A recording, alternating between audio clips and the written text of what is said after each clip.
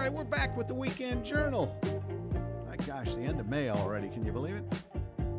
All right. Well, I tell you what, we've been covering lots of ground today, and we have heard, I believe we've talked about it here on the show. In the state of Michigan, there's been some legislation that says, hey, wait a minute here. We need to be more careful. We should watch out what parcels of land, if we sell any, to any foreign countries and that sort of thing. Part of that, I think, is farmland, and also they're worried about, generally speaking, maybe land next to places like Camp Grayling or Sulphur Deer National Guard Base, that sort of thing. But is foreign land ownership a problem in the state of Michigan? Well, I read an article in Bridge Magazine by our next guest, Simon Schuster, who says, well, I don't know if it's a problem, but it is happening. Simon, thanks for being with us, and welcome. Hey, thanks for having me on. All right, so what's going on in the UP, the woods of the Upper Peninsula? Yeah, so I, like you, was following this House legislative package looking to curtail foreign land ownership, and I wanted to know, how much land, I should say, is owned by foreign countries in the state of Michigan. And I was really taken aback when I looked at data from the U.S. Department of Agriculture, where foreign owners of agricultural land have to report to the USDA that about 540,000 acres of forest land in the Western Upper Peninsula is registered to a company that is domiciled in Singapore, or at least has Singaporean ownership. And so with my reporting, I sort of dug down the rabbit hole to try to figure out what this means and how this law would affect it.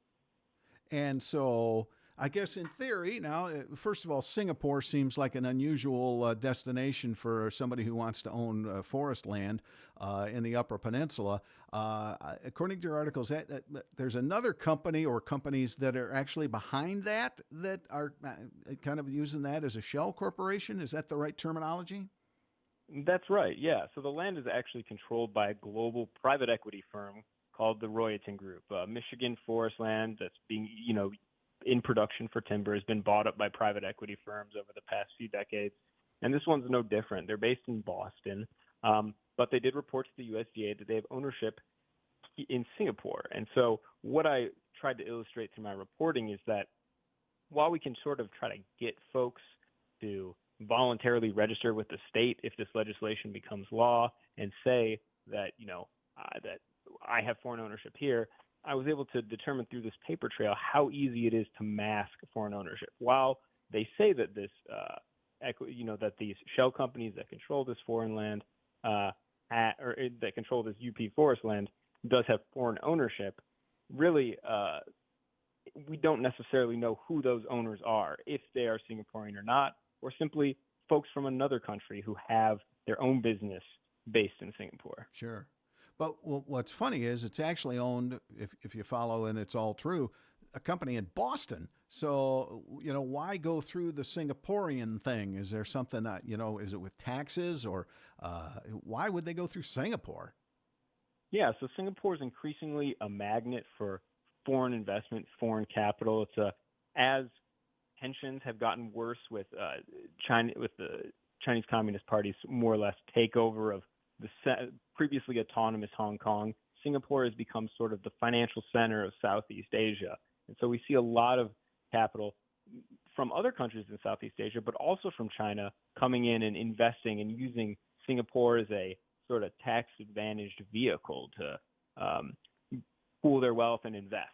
And so this indicates that they have at least one or more investors. At least 10% of the ownership of this foreign land resides in Singapore. It doesn't mean that those investors are Singaporean, but simply that ownership is based there. Yeah. And so what this kind of illustrates is that while we can sort of look at on a surface level if someone's an immigrant from another country looking to register land, these shell companies, they're registered in Michigan, they're registered in the state of Delaware. We wouldn't have known that they had any foreign ownership if not for this USDA reporting requirement, pointing to how difficult it might be for the state to actually try to pin down the ownership of some of this agricultural land. Sure. So one thing I'm hearing here is, yeah, we can pass a law that says this, but it's another thing to actually follow the trail every time to make sure that it's true. And what happens if the things were flipped a little bit?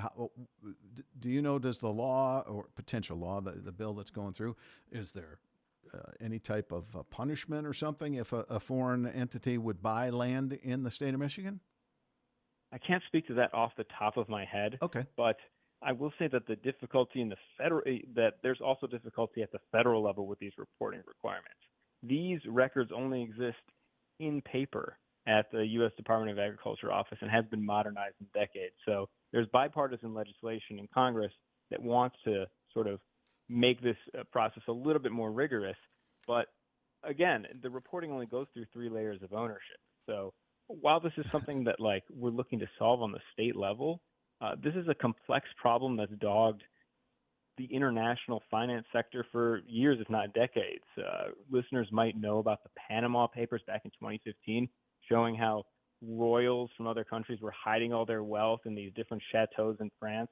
This is no different. It's a complex series of shell companies that easily mask who the real owners of some of this land is. Sure. So, and I know you mentioned the Goshen battery plant in your article. How do they compare? I mean, one seems to be, if you will, pretty straightforward. Here we are. We're going to build this battery plant in mid Michigan, and of course, people got very upset about it. It seemed that the Goshen plant was pretty straightforward and kind of forthcoming, as opposed to maybe what's going on in the UP. Right. And so that's sort of like where we see a lot of this investment in land is going. We know in the Upper Peninsula, forest land, timberland used to be owned primarily by wood producers and paper mills that were using that land for those productions. But with the shift towards private equity, we see private equity firms buying this stuff up, which means that you can invest in a private equity firm if you have an arrangement with them, and you can simply invest a set amount of money, and then it translates to some of this acreage. Mm-hmm. So there's a lot less direct connection, and there's a lot more diverse ownership that we could see of some of this land, making that ownership even more difficult to track. So as I'm listening to you talk, and I've followed the bill that's moving through our legislature, this is going to be one of those things that our leaders are going to pass a bill, they're going to get it signed by a governor or a president or whoever. They're going to, kind of brush their hands together and say, well, we figured that out. And in a year or two, somebody's going to figure a way to get around it and still do what they need to do to make money. Right. And so that's one of the difficulties that dogged financial regulators for a really long time. During the first Trump administration, Congress actually passed a bipartisan law called the Corporate Transparency Act. And that would have required every business in the country effectively to report who their quote unquote beneficial owners are. And that means that essentially you got to go through all the layers of shell companies and different conduits for these businesses and say who the actual owners are. Now, business groups, because of the sort of paperwork headache that this would create for the millions of American-owned small businesses in the country, came out strongly against it. And in March, Trump's Treasury Department said that they're essentially not going to enforce the rule. And this information wouldn't have been public. It would have only been available to federal law enforcement that investigates financial crimes, money laundering, and corruption. But because it's not going to be enforced, federal authorities aren't going to have access to that information effectively. And so it remains to be seen about, this is a global issue that isn't unique to the United States, something that, crosses a lot of borders, and people who are interested in money laundering and corruption have struggled with for a long time. And we're still looking for probably a more complete solution. Gotcha. Well, folks, we're chatting with Simon Schuster of Bridge, Michigan, and it's a publication. It's strictly online, right? It's not a print or paper? That's correct. Okay. So it's out there, Bridge, Michigan, and Simon, of course, writes with it. They do a lot of great work. If you haven't checked it out, you should. We've got a moment here. Anything you working on that we should keep an eye on? Something, give us a little scoop of what Simon's working on? Something I'm interested in, Jack, is next year we got on the ballot, our first proposal is going to be whether or not we should have a constitutional convention, rewrite our state constitution. Can of worms right there, baby. Yeah. So what do you think? What do you think people are going to say yes? I mean, it hasn't passed in 4 or 5 previous elections, because it comes up every 16 years? That's right, every 16 years, and it has not passed since we last rewrote the Constitution in 1963. And so I'm a little bit skeptical only because I believe that there's 13 other states that have these periodic referendums to see whether they should redo their constitutions, and not a single one has passed in any state since the year 2000. But I'm still interested in all the far-reaching implications that it could have for the state, especially given how much we've changed the Constitution over the past 7 years. Yeah. All these different ballot referendums that we passed on, redistricting, voting rights, all of these issues, abortion, all of these things could be on the table if voters choose to rewrite the Constitution in 2026. Yeah, I don't know how the process works because I was just a little tyke in '63, but I would think, the concern with a constitutional convention is it's gonna go crazy. They're gonna, I don't think that could really happen. It doesn't mean some things might get done that I didn't like or someone else didn't like, but I don't think there's a wholesale, Katie, bar the door, we're going to rip through this thing, because I'm sure there are logical people on both sides, and I want to protect some things. I know you want to protect some things, so we're not going to give each other too much. I think there's more common sense that happens in a constitutional convention than people want to give them credit for. You thought? Yeah, I don't think that we've ever seen, sort of a total revolution from one of these constitutional conventions. But, there've been some interesting developments that have changed from some of these things, including like the way that we elect some of our top state offices, like making a general election for, or bringing, primary elections for the governor. That was something that happened through a constitutional convention. Before, it was just handled by parties. So we've done some interesting things over the years to sort of, tweak the structure of our state government. But, to really have an informed debate on what should be changed, people have got to be paying attention to what's going on. Well, that is very true. And, Simon, I say, people are, folks listening here, I think, we're all well-intentioned, but we've got a lot going on in our life.